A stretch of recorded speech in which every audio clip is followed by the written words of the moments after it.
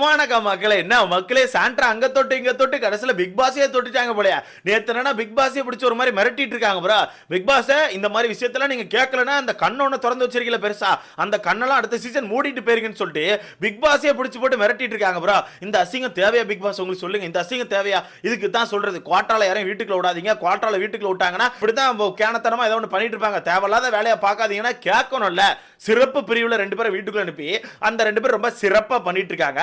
தேவையில்லாத அசிங்கம் இது பிக் பாஸ்க்கு. எனக்கு தெரிஞ்சு சாட்டர்டே சண்டே வச்சு செய்ய போறாங்க. அது மட்டும் இல்லாம நேத்து நைட் லைவ்ல பார்த்தீங்கன்னா நம்ம விஜய் பாரும் சாண்ட்ரா அவர்களும் உட்கார்ந்து கனி அண்ட் விக்ரம் இந்த 2 பேரையும் பயங்கரமா கிண்டல் பண்ணி மார்க் பண்ணி உட்கார்ந்து சிரின்னு சிரிச்சிட்டு இருக்காங்க. அதுல இருந்து எனக்கு ஒரு விஷயம் மட்டும் தெரிஞ்சு போச்சு. விக்ரம் வந்து ஏதோ ஒரு வகையில நம்ம சாண்ட்ராவை பயங்கரமா பாதிச்சிருக்காப்ல. விக்ரம் மட்டும் இல்ல, கனி அவர்களும் சேர்ந்து ஏதோ ஒரு வகையில நம்ம சாண்ட்ராவையும் பார்வையும் பயங்கரமா பாதிச்சிருக்காங்க.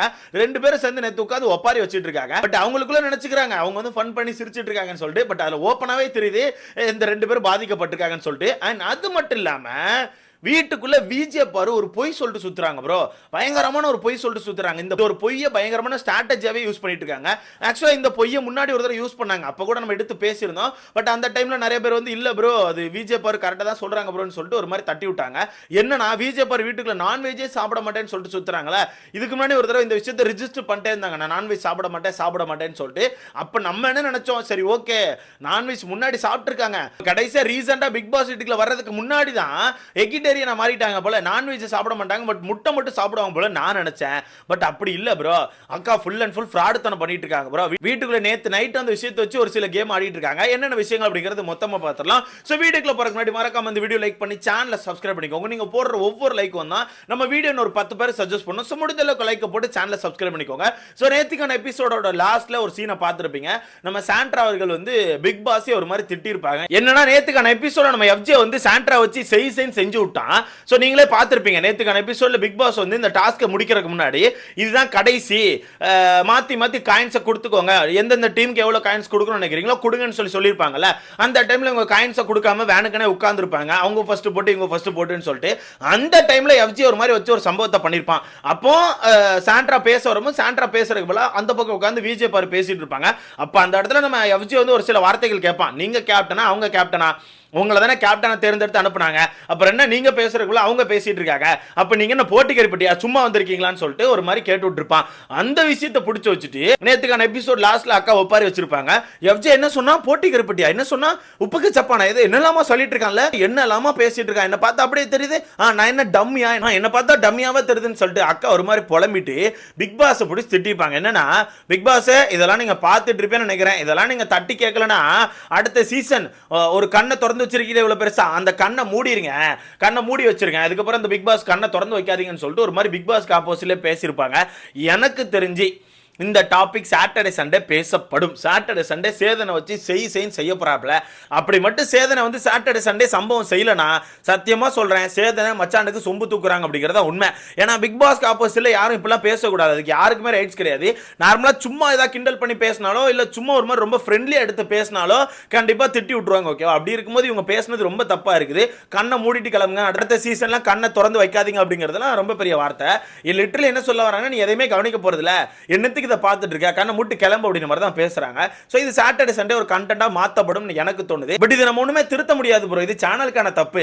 சேனல் தானே சிறப்பு கோட்டால இந்த 2 பேரை வீட்டுக்குள்ள அனுப்புனாங்க, அந்த 2 பேர் வீட்டுக்குள்ள போய் ரொம்ப சிறப்பா பண்ணிட்டு இருக்காங்க. அது மட்டும் இல்லாம இதெல்லாம் முடிஞ்சதுக்கு அப்புறம் நைட் லைவ்ல நம்ம விஜய் பாருவும் நம்ம சாண்ட்ரா அவர்களும் உட்கார்ந்து விக்ரம் அண்ட் கனி இவங்க 2 பேரை பத்தி பேசிட்டு இருக்காங்க. இதுல நம்ம சாண்ட்ரா அவர்களும் விக்ரம கிண்டல் பண்ணி சிரிக்கிறதுல அவ்வளவு ஹாப்பியா இருக்கு. என்னன்னா நேத்து விக்ரம் வீட்டுக்குள்ள ஒரு சில இடங்கள்ல டான்ஸ் எல்லாம் ஆடி இருப்பான், ஒரு மாதிரி கிண்டல் பண்றாங்க பேர்ல, அதெல்லாம் பிடிச்சு வச்சுட்டு நேத்து நல்லா விக்ரம் பெல்லி டான்ஸ் ஆடினா ஒரு மாதிரி பண்ணிட்டு இருக்கான், நல்லா இடுப்பு ஆட்டிட்டு இருக்கான்னு சொல்லிட்டு விக்ரம் ஒரு மாதிரி கிண்டல் பண்ணி பேசிட்டு இருக்காங்க.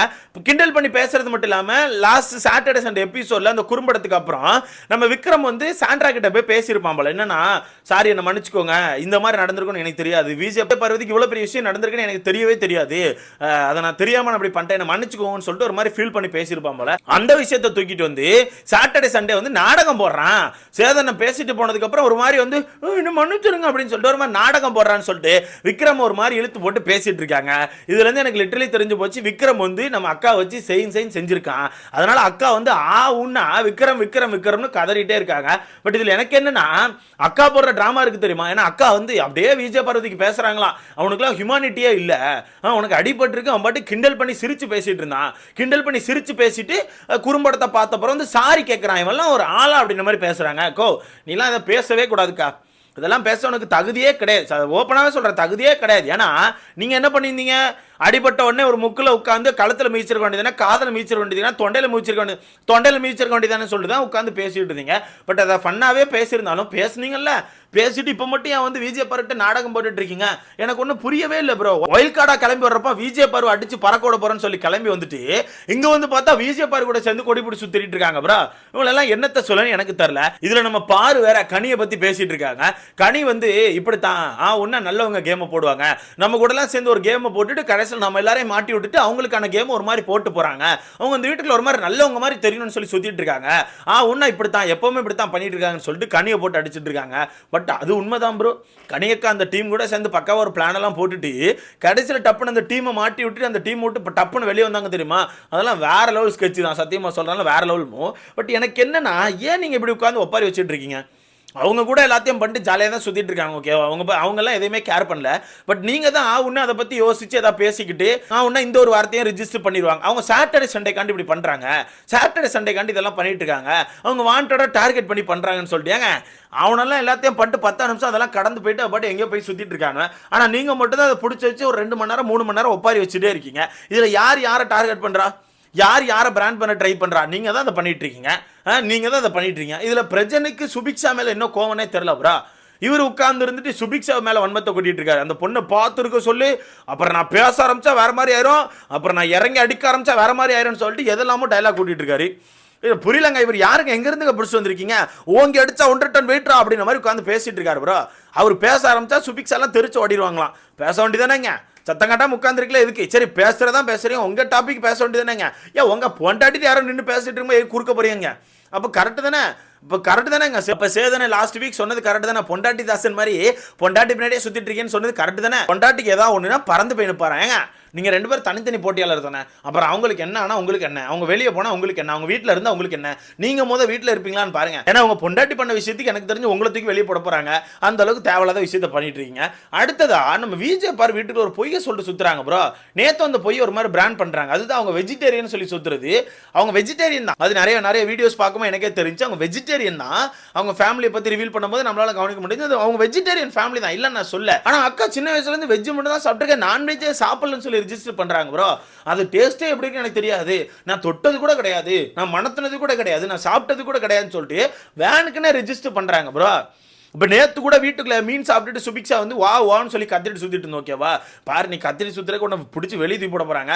அந்த வகையில் சுபிக்ஷா நேற்று நைட்டு கத்திரி சுத்திட்டு இருக்கா. அப்போ சுபிக்ஷா வந்து விஜய் பாருட்டு போய் கேட்பா, வேணுமாக்கா சாப்பிடுவீங்களாக்கா, கொஞ்சோண்டு சாப்பிடுவீங்களாக்கா, நீங்கள் சாப்பிட்டதே கிடையாதாக்கா அப்படின்னு சொல்லி கேட்க போது உடனே விஜய் பாரு அந்த இடத்துல, நான் நான்வெஜ்ஜே சாப்பிட்டது இல்லடா, அதெல்லாம் டேஸ்ட் எப்படி இருக்கணும் எனக்கு தெரியாது, நான் தொட்டதே கிடையாது, சின்ன வயசுலேருந்து நான் நான்வெஜ் தொட்டதே கிடையாதுன்னு சொல்லி அக்கா ஒரு உருட்டை போட்டுட்டு இருக்காங்க. நீங்க அந்த பிக் பாஸ் வீட்டுக்கு வர்றதுக்கு ஒரு 4 மாசத்துக்கு முன்னாடி 5 மாசத்துக்கு முன்னாடியே கூட தாய்லாந்துக்கு ட்ரிப் இருந்தீங்களாக்கா, அப்போ கூட ஏதோ சாப்பிட்டு இருந்தீங்களாக்கா, நிறைய வீடியோ பார்க்க முடிஞ்சாக்கா, ஏங்கா அப்படி போட்டு உருட்டிட்டு இருக்கீங்க?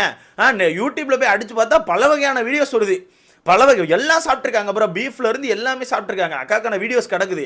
ஆனா அக்கா வீட்டுல என்ன சொல்றாங்க தெரியுமா, நான் தொட்டது கூட கிடையாது, அது டேஸ்ட் எப்படி இருக்குன்னு கூட எனக்கு தெரியாது, அதெல்லாம் நமக்கு சுத்தமா கிடையாது, அது எப்படி இருக்கும்னு எனக்கு சுத்தமா ஐடியாவே இல்லடான்னு சொல்லிட்டு அக்கா போட்டு ஒரு உருட்டை போட்டுட்டு இருக்காங்க ப்ரோ. பட் நீங்க கேட்கலாம் ப்ரோ, இப்படி இருந்து உங்களுக்கு என்ன ப்ரோ கிடைக்க போகுதுன்னா, ஆக்சுவலா இப்படி ஒரு இதை கையில தூக்கிட்டு சுத்தினாங்கன்னா வீட்டுக்குள்ள பல வகையான சண்டைகள் எடுக்கலாம் ப்ரோ. ஏன்னா நீங்களே பார்த்துருப்பீங்க பல நேரங்களில் வீட்டுக்குள்ள நான்வெஜ் சமைச்சா அக்கா மட்டும் எனக்கு வெஜ் வேணும், இதை சமைச்சு கொடுங்க அதை சமைச்சு கொடுங்கன்னு சொல்லிட்டு வாண்டடா கேட்பாங்க. இதுதான் அவங்களுக்கான ஒரு ஸ்ட்ராட்டஜி. வீட்டுக்குள்ள எல்லாரும் ஒன்று சாப்பிடும் போது அக்கா மட்டும் வேற ஒரு டிஷ்ஷை கேட்டு எனக்கு இதை சமைச்சு கொடுங்கன்னு சொல்லி கேட்பாங்க. அதுக்காக இந்த விஷயத்த பக்காவா யூஸ் பண்ணிட்டு இருக்காங்க. லாஸ்ட் சீசன்ல இதே மாதிரி தான் ஒரு பொண்ணு நான் சாப்பிட மாட்டேன்னு சொல்லிட்டு இலையை விரிச்சு அள்ளி போட்டு அந்த மொத்துச்சு. இதே மாதிரி அக்கா என்னைக்கு மாட்ட போறான்னு எனக்கு தெரியல. நீங்க சொல்லுங்க ப்ரோ. இப்போ சாண்ட்ரா அவர்கள் பிக் பாஸ் இப்படி பேசியிருக்காங்களா, இதுக்கு தக்க தண்டனையா என்ன கொடுத்தா கரெக்டா இருக்கும்? எனக்கு தெரிஞ்சு அவங்க புருஷனை வெளியே அனுப்பினா கரெக்டா இருக்கும்னு எனக்கு தோணுது. இதை நீங்க எப்படி பாக்குறீங்க? அக்காவோட நான்வெஜ் மேட்டரை நீங்க எப்படி பாக்குறீங்க? இதை பத்தி உங்களுக்கான கருத்தை மறக்காம கமெண்ட் போடுங்க. அடுத்த பார்க்கலாம்.